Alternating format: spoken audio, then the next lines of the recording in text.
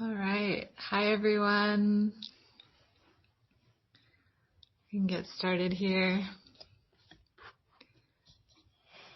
I'm Mel at Dhamma Dena Meditation Center in Joshua Tree, Chemehuevi and Cahuilla land, indigenous land, occupied territory.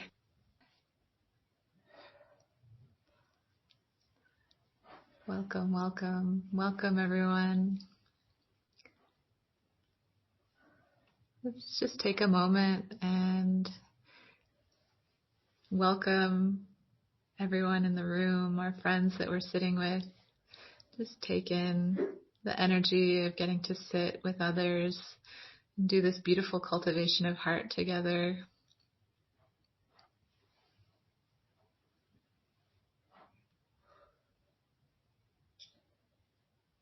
Happy to see you and sit together.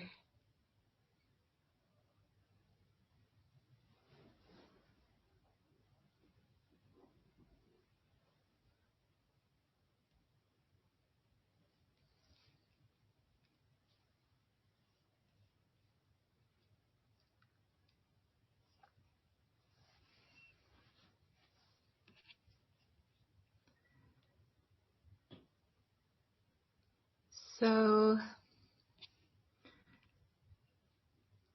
it's February 1st, entering into Black History Month. I wanted to offer a couple links. One is Venerable Panawati. She's a Black American nun who has a center called the Heartwood Center.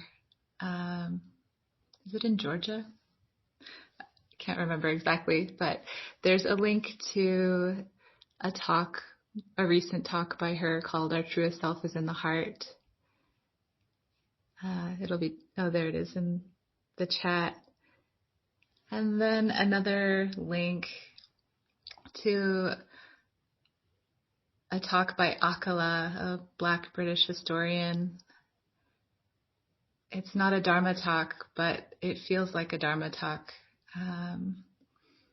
helping to unravel unconscious, internalized, institutional racism. Both beautiful talks.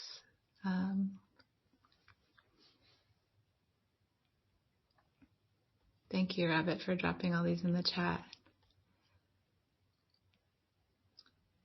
So, as we move into Metta practice, for folks who are newer to the practice, Metta means loving kindness or kindness. It's also translated as goodwill,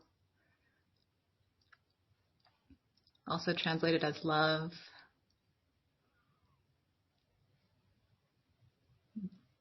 Different love than romantic attachment, but an altruistic love that in its maturity and full fruition is something that one can feel for all beings, for all people and all creatures. And in the Buddha's teachings, it's one of the Brahma Viharas, the divine abodes or divine abidings, the heavenly dwelling.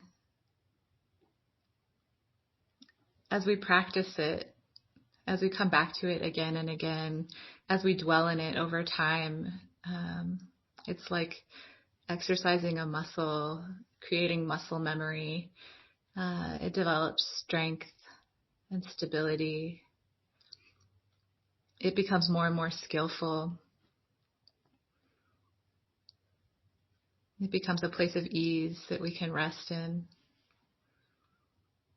It becomes a resource when we're in conflict or facing difficulty.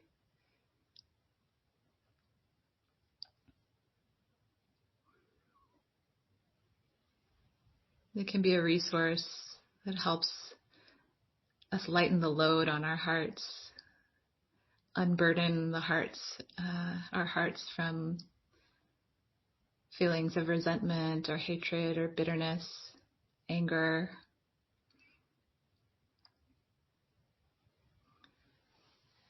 So as we move into cultivating this together, generating this wholesome energy, wholesome states of mind together, let's take a minute, and if there's someone you would like to send loving kindness to, please feel free to drop it in the chat. It can be yourself or someone you care about, people you know who are struggling, communities, etc. Feel free, and I'll read it at the end of the guided portion of this sit.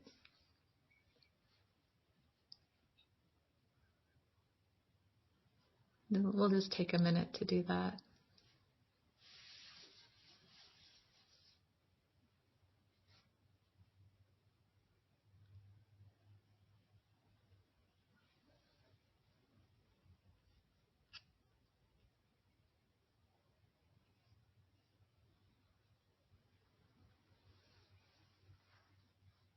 Friends in the room, if there's anyone that you'd like me to add to the list also, please let me know. Jeanette, please. Okay.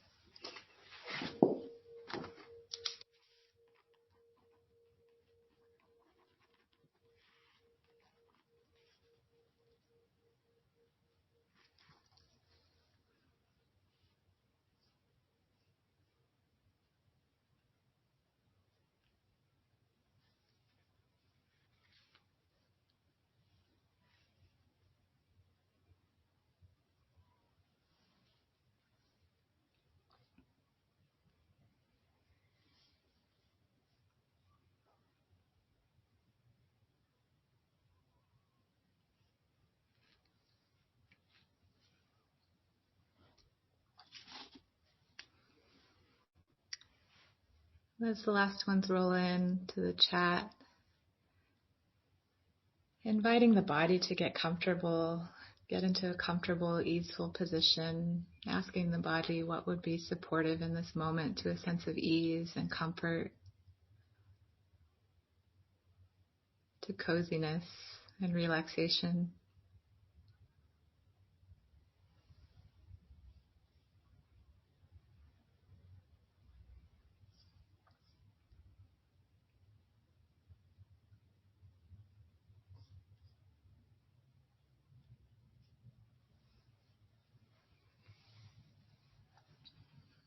Inviting the body to settle, the face to relax, the forehead to soften, the jaw to soften, the neck to soften, the shoulders to hang soft and loose.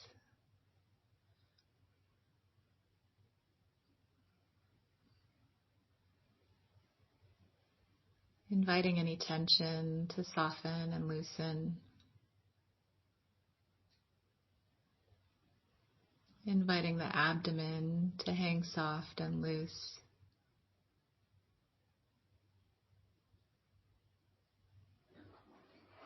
Anywhere else where there's habitual holding,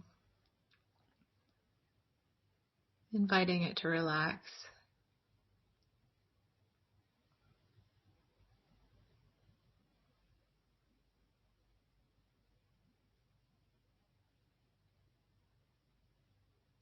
Taking a deep, full breath down into the abdomen and relaxing on the exhale, softening a little more. Another deep, full breath in.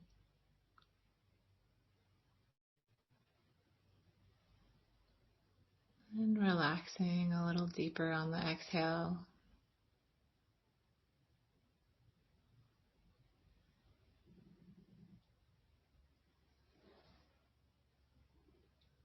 Another deep, full breath. And a long, slow, relaxing exhale.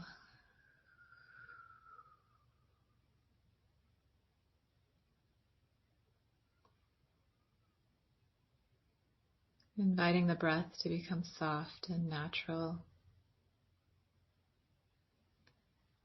easeful.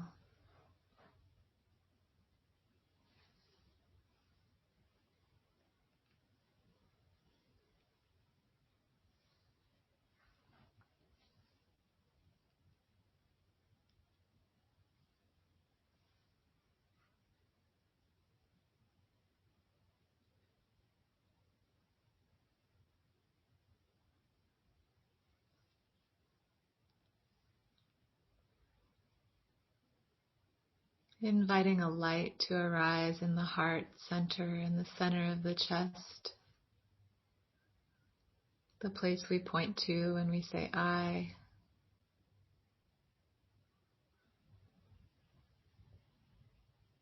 Like lighting a candle, a bright glow.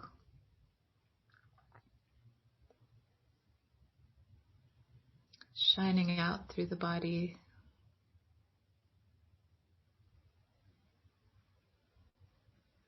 A comforting glow. This light of Metta shining through every part.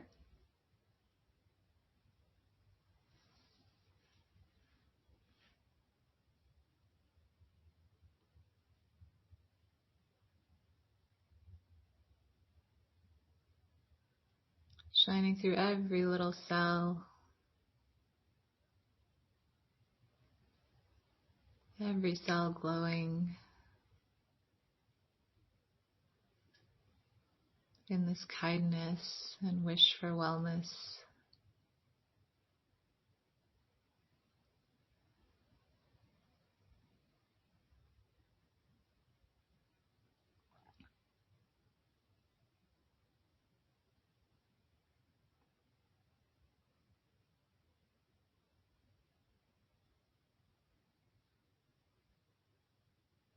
Inviting this light to continue radiating through the whole body.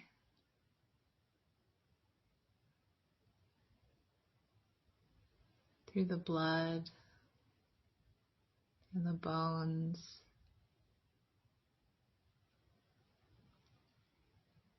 The tendons and joints. The muscles. The organs.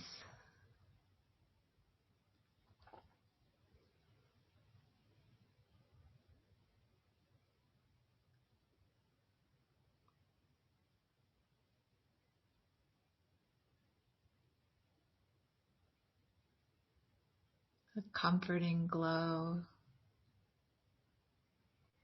through the skin.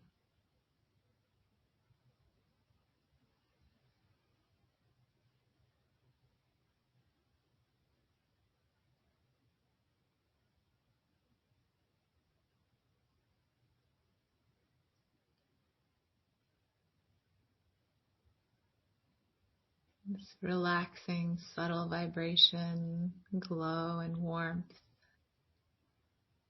through this whole being,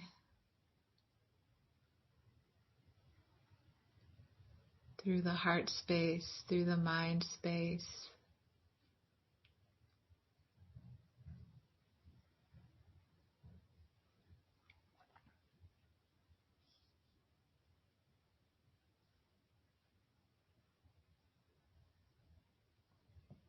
Ease.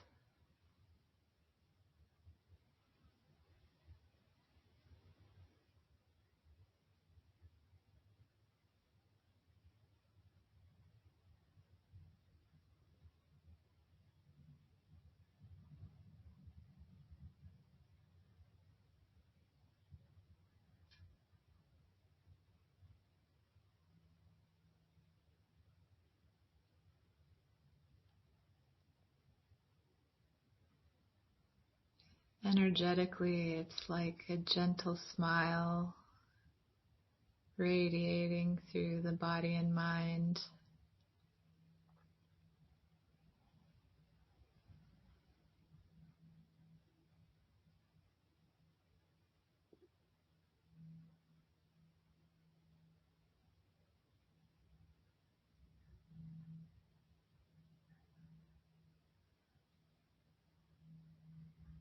a healing energy,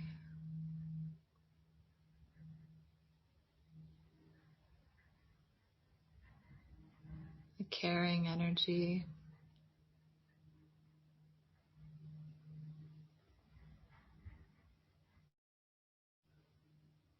a kind and tender energy, just flowing freely through this body and mind.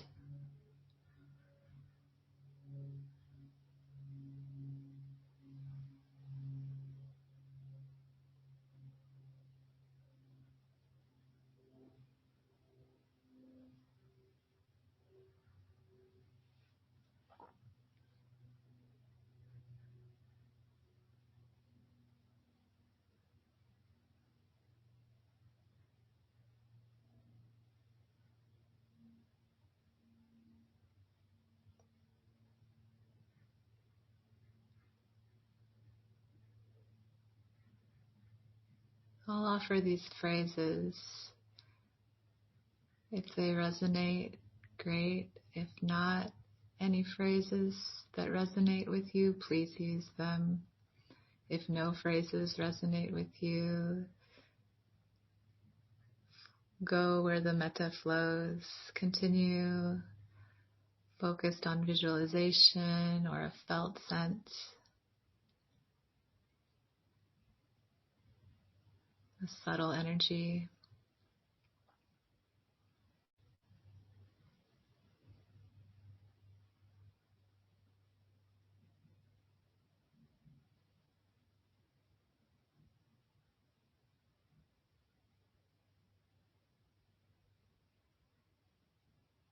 Inviting any resistance to release, and no judgment if it's there.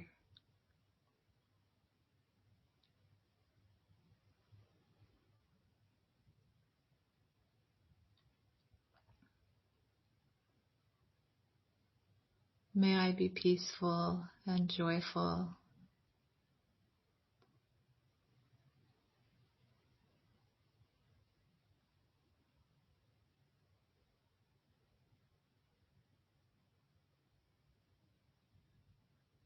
May I be light in body and spirit.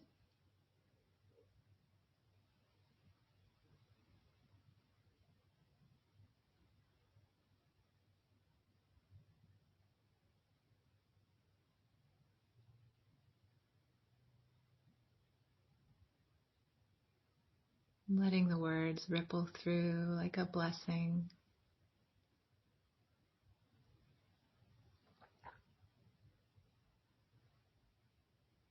May I be safe and protected from harm.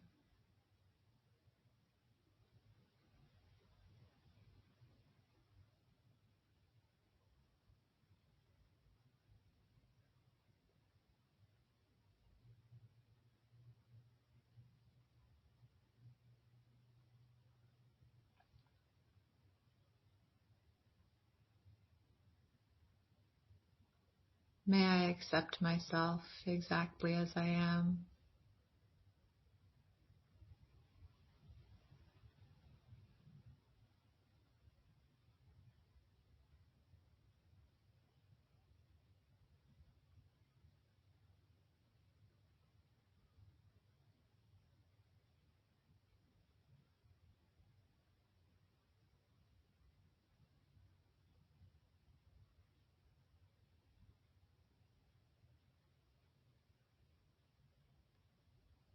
May I be free from suffering and live with ease.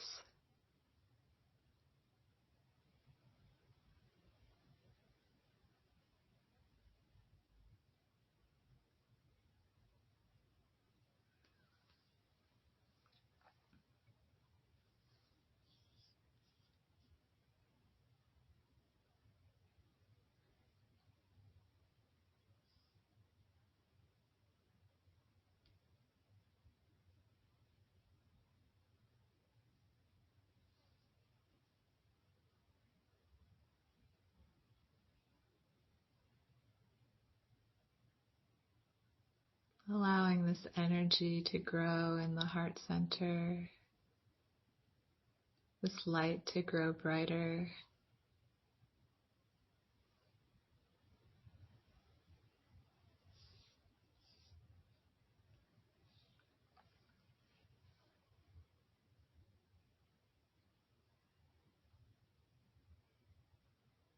I'll offer these forgiveness phrases written by Larry Yang.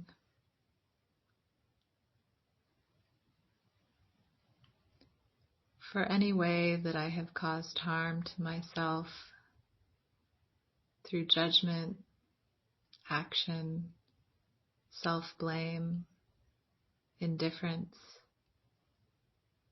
knowingly or unknowingly, in thought, word, or deed, may I forgive myself.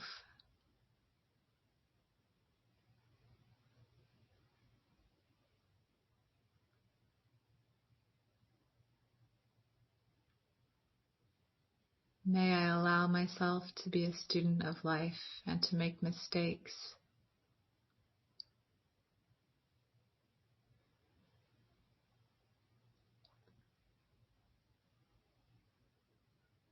May I forgive myself. And if I cannot do so in this moment, may I be able to forgive myself in the future.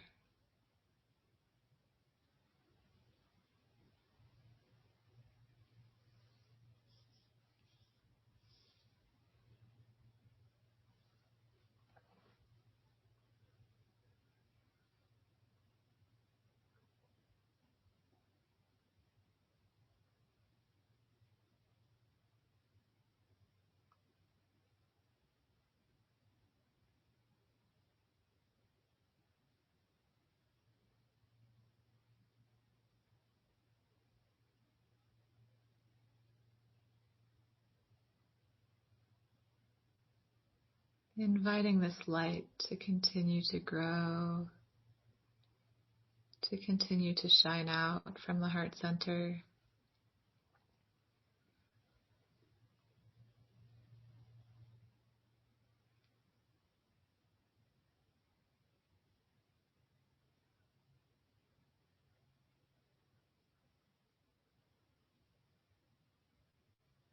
Bringing to mind someone we've caused harm to, whether in action, in speech, or in thought, to ask for forgiveness.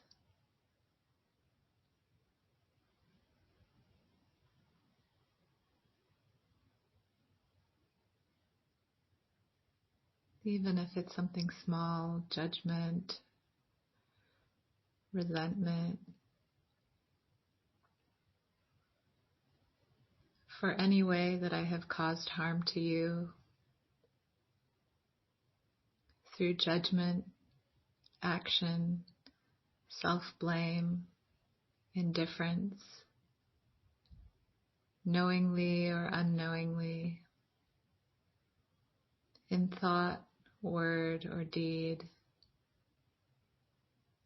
I ask for your forgiveness.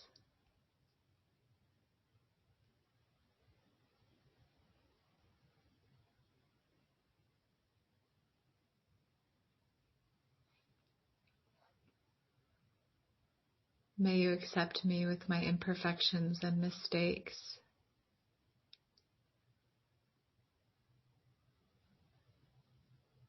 May you allow me to learn from my actions.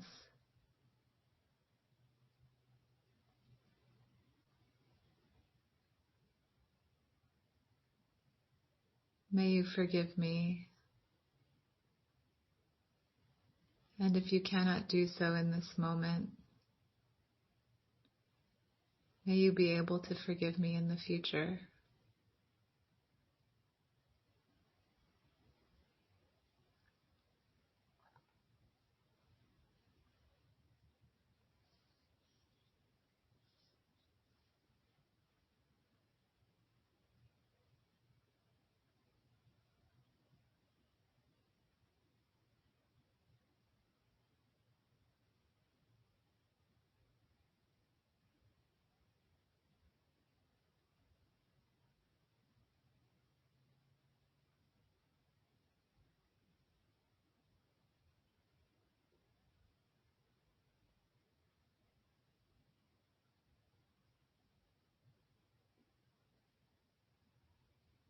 Again, tuning into this energy in the heart.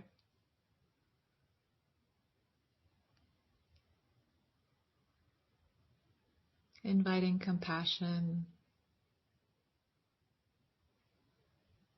and kindness.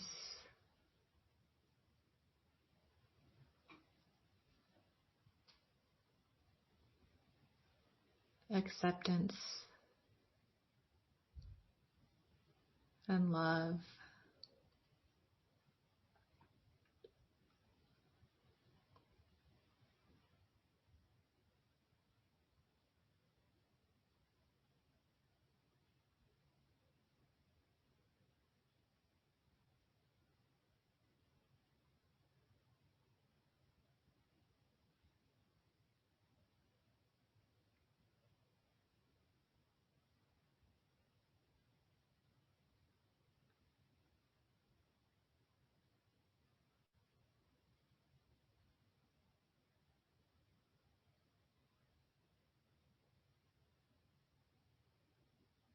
Holding ourselves in kindness.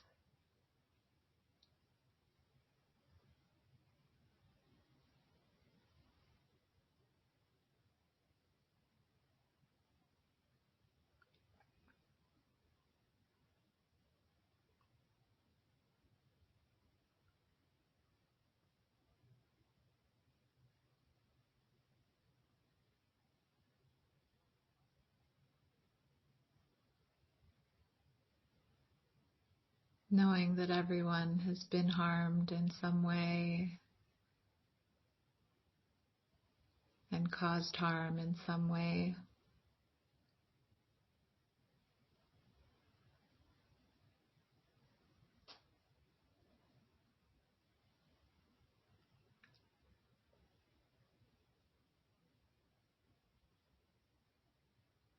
May compassion and wisdom arise.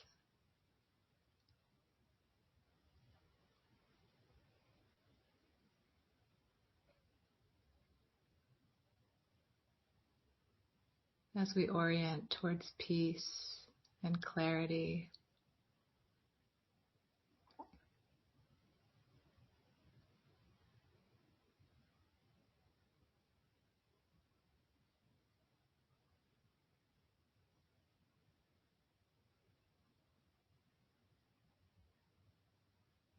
Growing in our commitment to non-harming.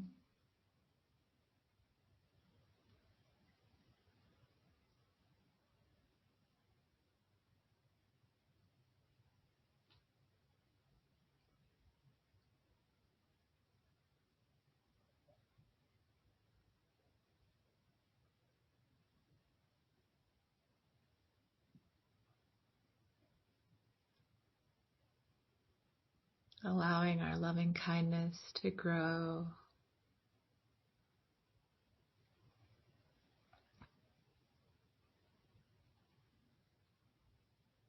To gently, bit by bit, become unblocked and shine out brighter and brighter.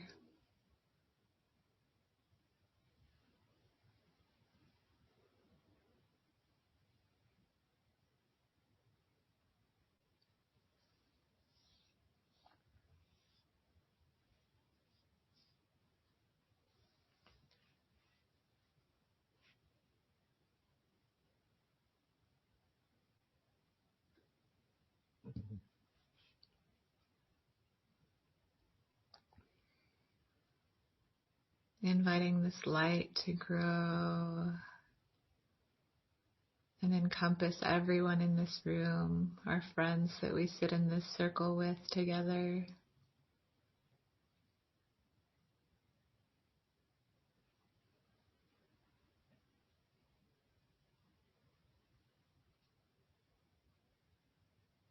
All these beings, their hearts glowing, receiving this kindness and care. Ourselves receiving this kindness and care. Letting it in.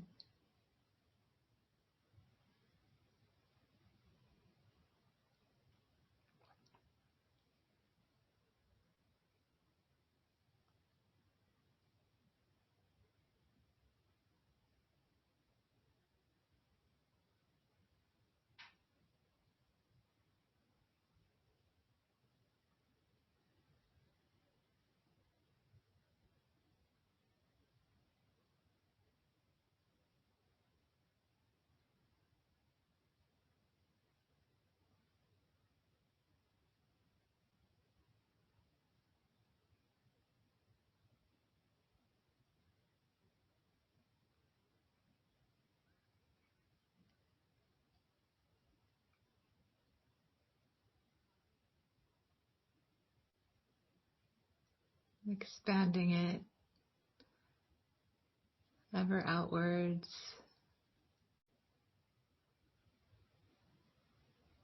to our loved ones and friends, to Erica, to Jeanette and Lee, to all beings, Kelly, Nancy, and Wayne, Maura, Aaron, Anna, Elena, Natalie, Mejia, Judson III, Robin, Fausto, Pauletta, Lee, Therese, the people of Myanmar working for freedom,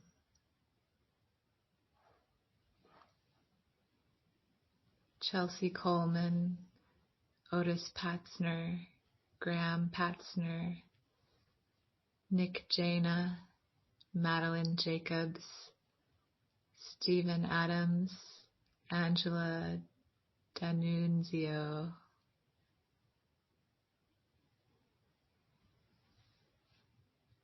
Michael, Laura, and Regina and John, Metta, Toledo, Brian, Sheila, Eden, Michael, Elisa, Enid, Anna, Jessica, Arena, Tess, all folks who are dealing with homelessness, Christopher, Corey, all those dealing with loss, Sim, Harriet, Irina, loving kindness to Chris, Faye, Rudy, Kago, to all those who need healing, protection, and safety. May their needs be met, and all of those in need of love and relief. To Hayden and all those who loved and knew Sophie. To Jasmine. To all of us grieving.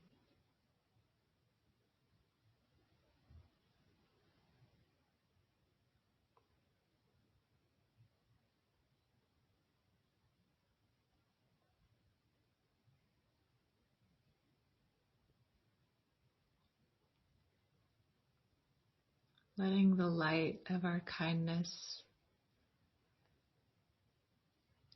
shine out in all directions, growing, spreading all over the world, north, south, east, west, above and below.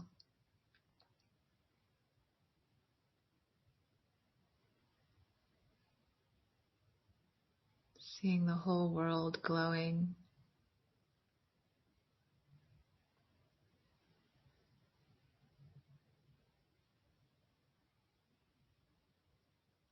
The light of our metta, these wishes and prayers and energies, meeting the sea of all those other beings who are doing the same. The countless beings.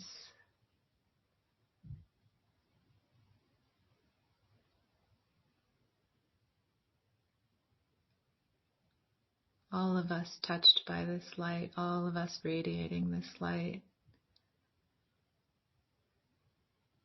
touching the hearts of all creatures in all forms.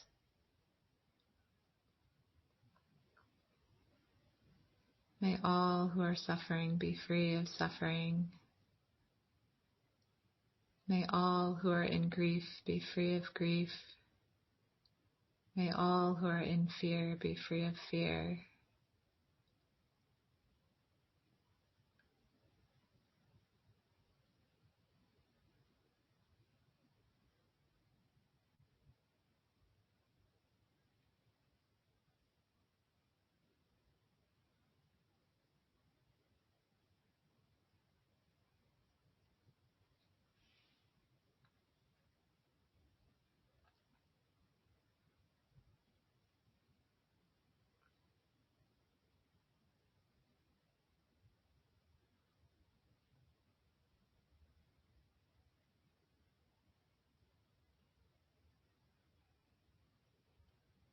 This light radiating out through the universe.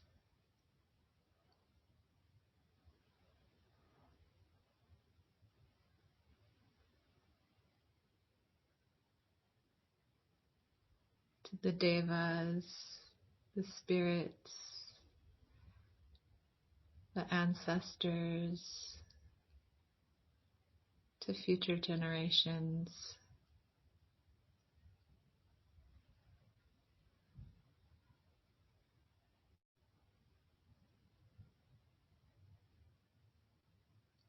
This infinite love, compassion for all beings.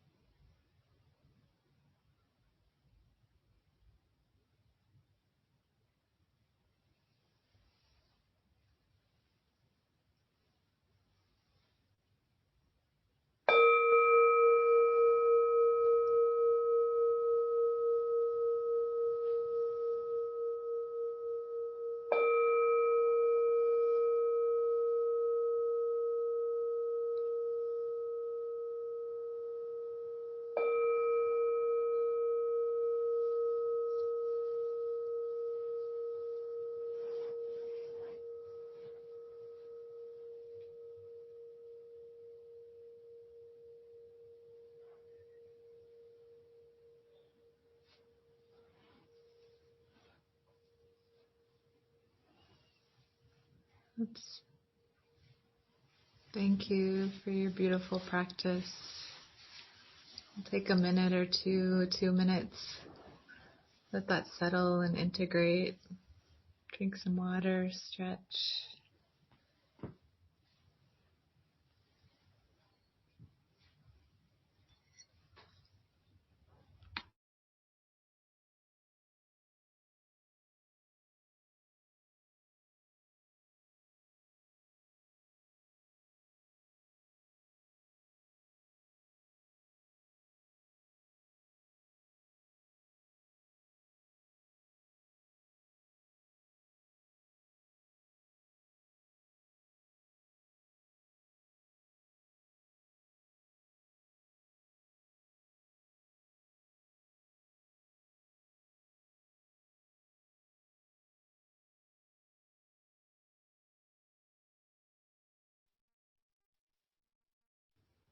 I'd like to bring in there's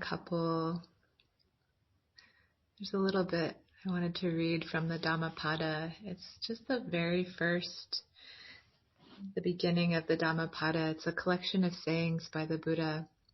And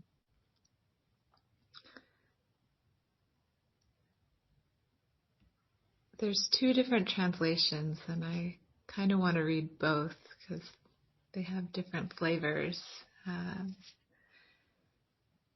So the first one goes like this. Mind precedes all mental states. Mind is their chief. They are all mind wrought. If with an impure mind a person speaks or acts, suffering follows like the wheel that follows the foot of the ox. Mind precedes all mental states. Mind is their chief. They are all mind wrought. If with a pure mind a person speaks or acts, happiness follows like one's never departing shadow.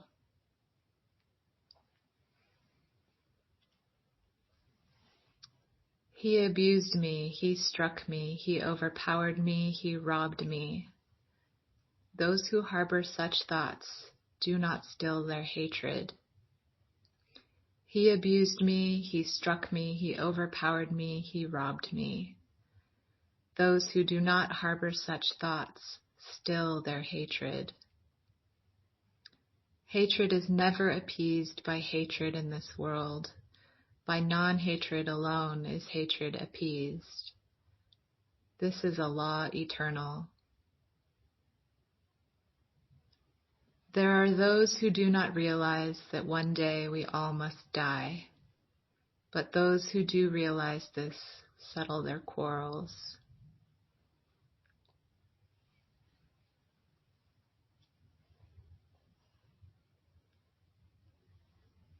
That's the first translation.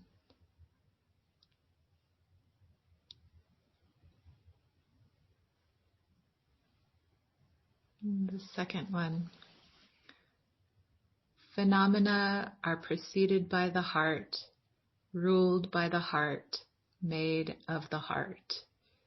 If you speak or act with a corrupted heart, then suffering follows you as the wheel of the cart, the track of the ox that pulls it. Phenomena are preceded by the heart, ruled by the heart, made of the heart. If you speak or act with a calm, bright heart, then happiness follows you like a shadow that never leaves.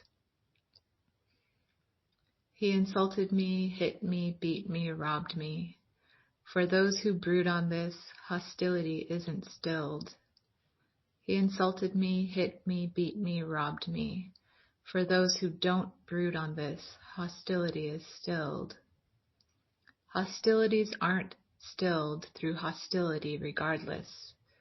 Hostilities are stilled through non-hostility. This an unending truth. Unlike those who don't realize that we're here on the verge of perishing, those who do, their quarrels are stilled.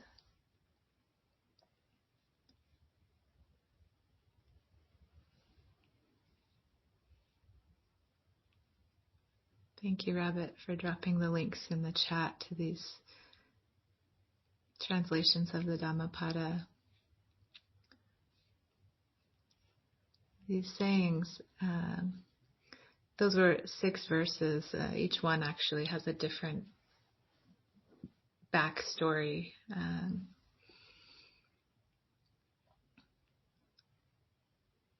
And sometimes this one number, the 5th one, hatred is never appeased by hatred in this world. By non-hatred alone is hatred appeased. This is an eternal law. That one, often non-hatred, I've more often heard it translated as love, non-hatred. Other wholesome states can also fall under non-hatred, compassion, etc. Equanimity.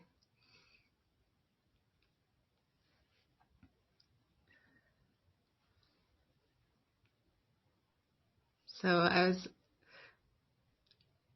wanting to get to sending our loving kindness to the difficult people or people who we've had challenges with, but I didn't make it to there this week before time.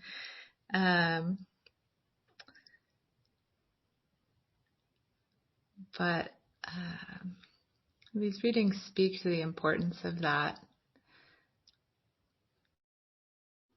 being able to still our hatred or transform things that are in that category of aversion, like resentment and bitterness, even just smaller things, subtle irritations. When the mind gets caught in those kinds of states, there can be the tunnel vision of a story, a thought story that is feeding a felt sense of anger, judgment, aversion, other flavors of aversion, fear, even. And that last phrase in those who remember that we're on the verge of perishing, or those who realize that we're all going to die, we might act differently when we recollect that, or we recognize the suffering of others along with our own suffering.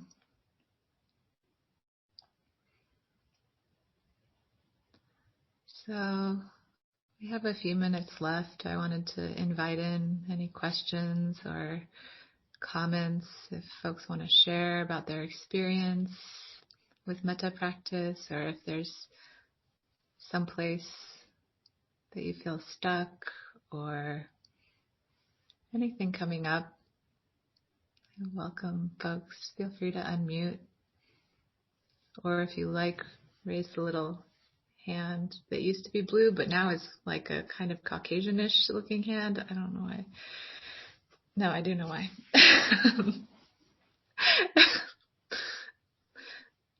Institutional racism. Yeah.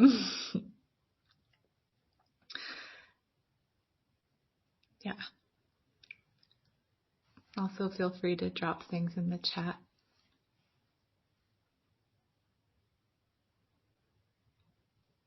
Oh wow, even the thumbs up has turned. Was that a white hand before also? Zoom.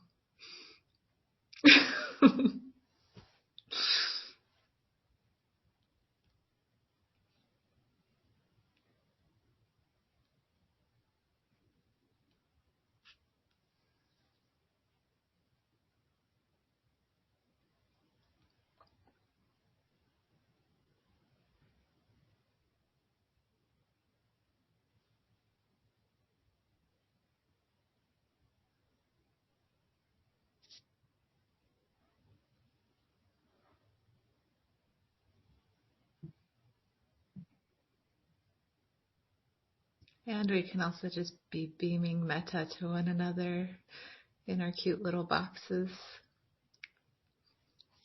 I love this.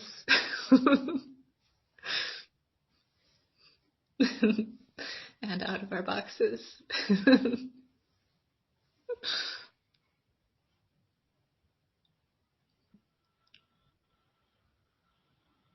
Hey Mel.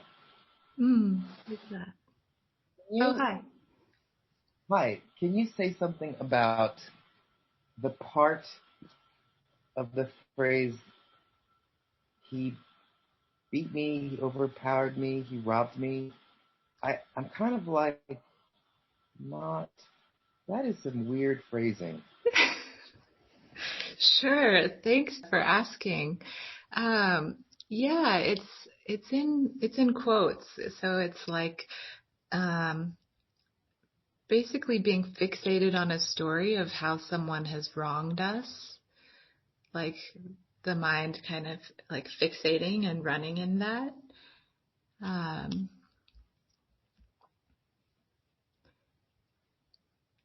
Yeah, those who harbor such thoughts do not still their hatred, and those who harbor such thoughts do not still their hatred.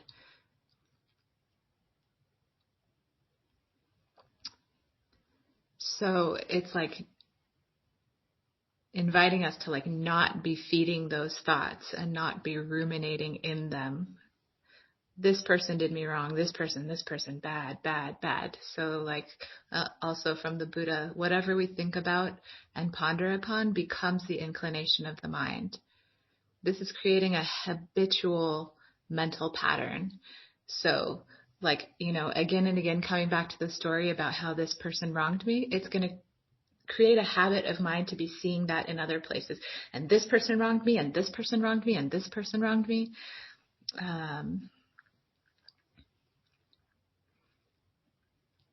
And as we're cultivating our loving kindness, we're diminishing the habits of mind that are going in a direction like that.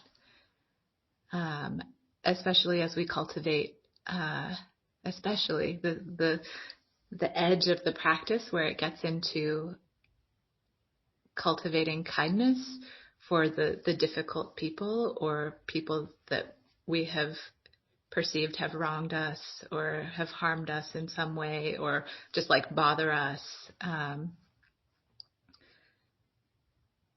Yeah, it's so powerful in that way as we let that edge grow. And as that category of difficult people slowly empties out, as our feelings and perceptions are transformed. So one thing that comes to mind is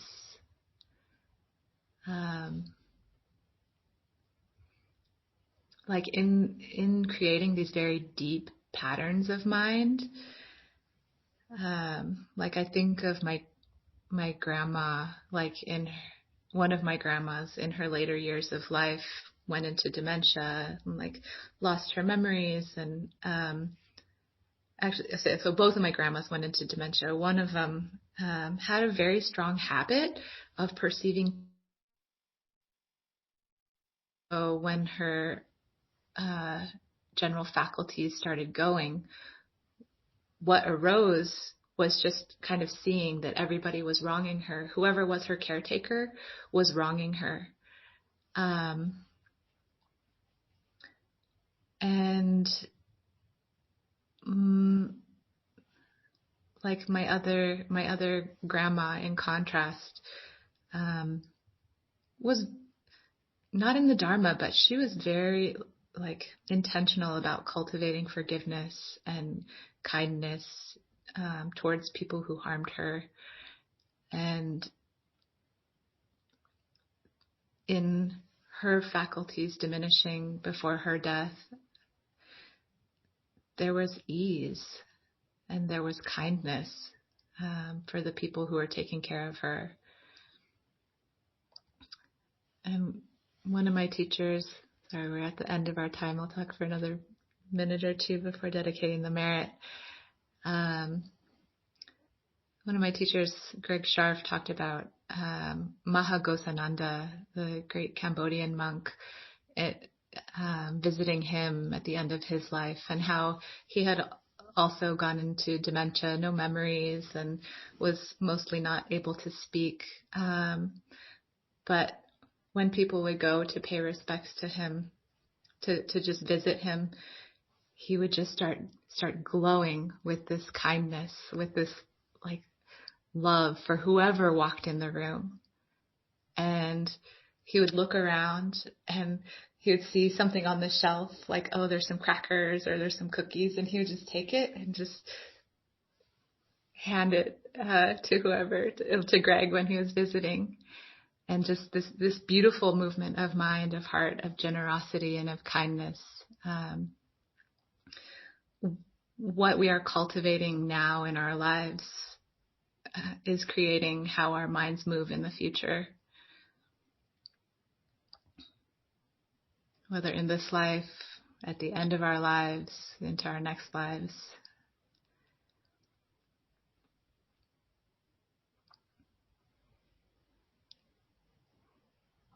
So thank you, everyone, for this practice together, for this time.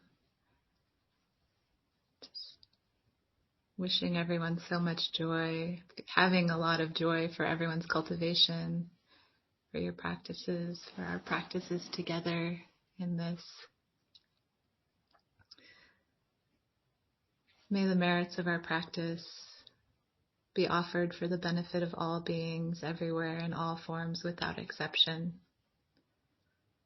May we all awaken. May we all be free from suffering. May we all be liberated.